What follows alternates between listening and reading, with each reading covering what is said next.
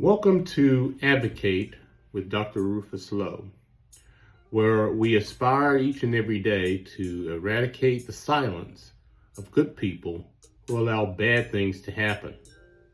And in doing so, we can together provide a new and glorious path forward for all. Our conversation will be based on the teachings of my latest book entitled Shadow Tolerance, Your Guide to Accepting Racial Difference. Shall we begin? Today, let's dive into the topic of reverse discrimination. This is a term that often sparks heated debates and misunderstandings. But before we jump into definitions and examples, it's important to challenge the very idea that discrimination can even be reversed. Discrimination, by its nature, involves an imbalance of power when those in power discriminate against those without power. It's not just a social injustice, it's a violation of laws designed to protect equality and fairness. The goal of anti-discrimination laws is to correct this imbalance to protect marginalized communities from ongoing harm. Now, the notion of reverse discrimination, well, it suggests that the historically marginalized groups, once empowered through policies like affirmative action, can somehow turn these tables and discriminate against those who were previously in power. But this idea misses a crucial point.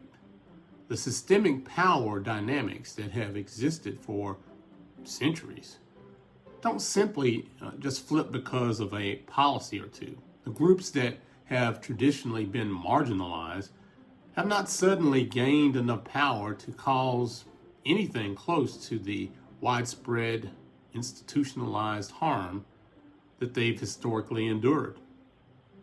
The losses and injustices faced by these communities, whether in education or employment, housing, or voting rights, are deeply rooted and ongoing.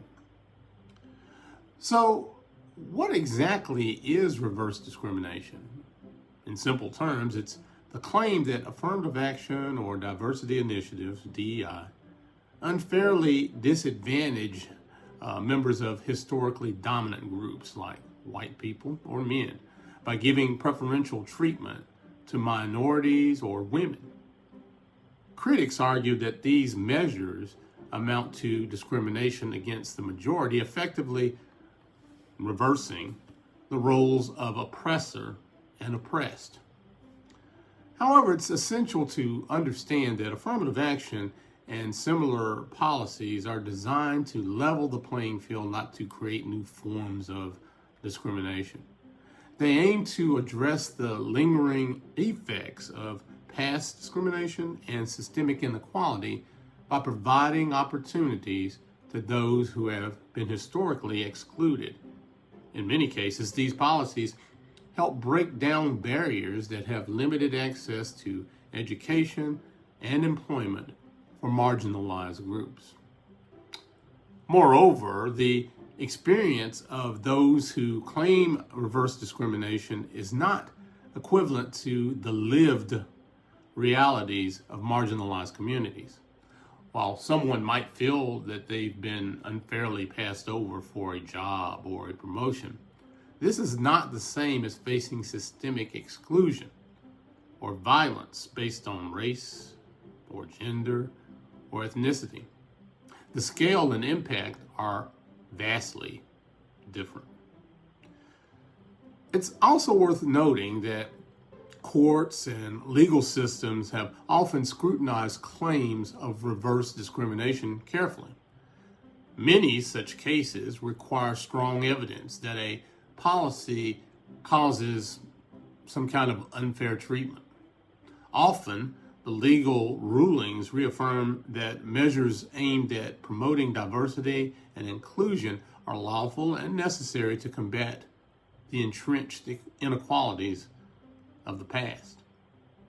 In short, the idea of reverse discrimination oversimplifies complex social and historical realities. It can distract from the real work that remains to achieve true equality.